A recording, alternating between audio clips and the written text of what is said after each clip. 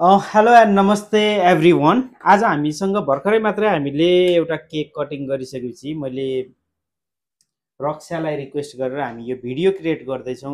यो video create गर्नुको video बनाउनुको मुख्य रिजन भनेको चाहिँ अलिकति थोरै हामीसँग केही समय काउन्सिलिङ गरेपछि ग्याप भइसकेपछि रक्षा फेरि हामीसँग कनेक्ट भएर हामी भिजा प्रोसेसिङमा गएको थियौँ। यसको मतलब यो होइन कि उसले टाइममा डिसिजन गर्नलाई चाहिँ गरेन भन्ने भन्दा पनि ऊ कन्फ्युजनमा धेरै समय रह्यो। यसको असरले गर्दाखेरिको अवस्थामा चाहिँ अब यति बेला चाहिँ उसको अलमोस्ट फर्स्ट सेमिस्टर सकिने बेलासम्म आइपुग्दा अब ऊ ट्राभल गर्दैछ।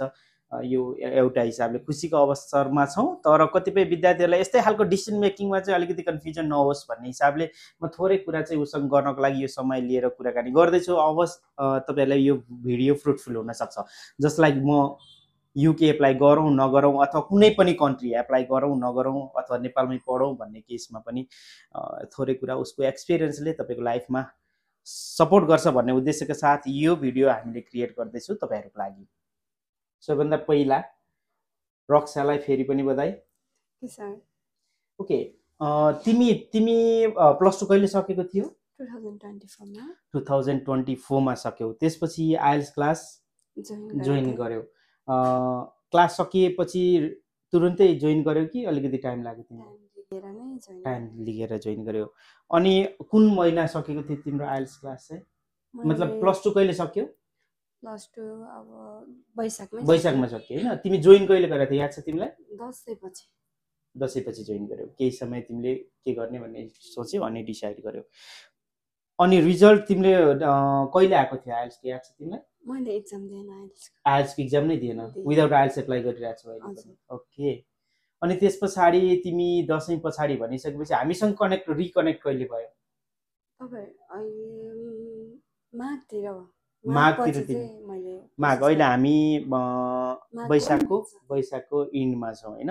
माघ फागुन चैत वैशाखको एन्डमा छौँ भनेपछि लगभग 2-3 महिनाको ड्युरेसनमा तिमी प्रोसेस गरिकन भिजा पनि लियौ। बिचको टाइममा तिमीले के गर्यौ? कन्फ्युजनमा बस्यो होइन? कसले भनेको गर्ने, के गर्ने, रिसर्च पनि गर्यो होला, कतै अरू कन्ट्री एप्लाई गर्ने योजना बनायो, गर्यो?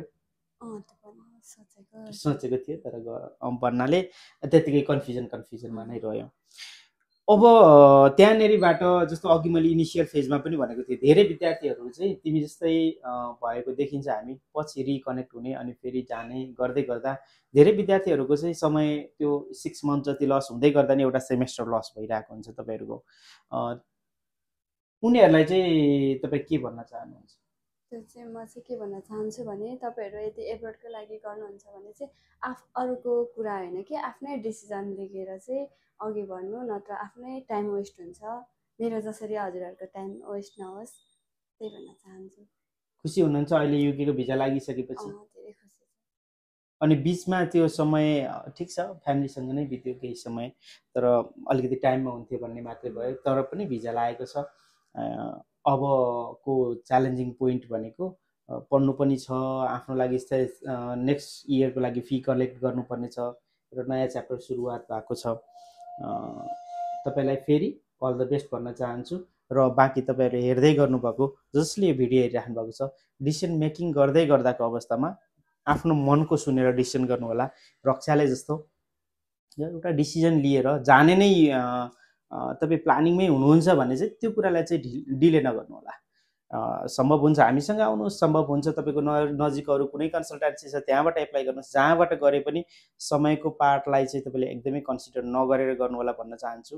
र फेरि पनि हाम्रो रक्षालाई पुनः एकचोटि बधाई दिँदै फ्युचरको लागि अल द बेस्ट भन्न चाहन्छु। Thank you.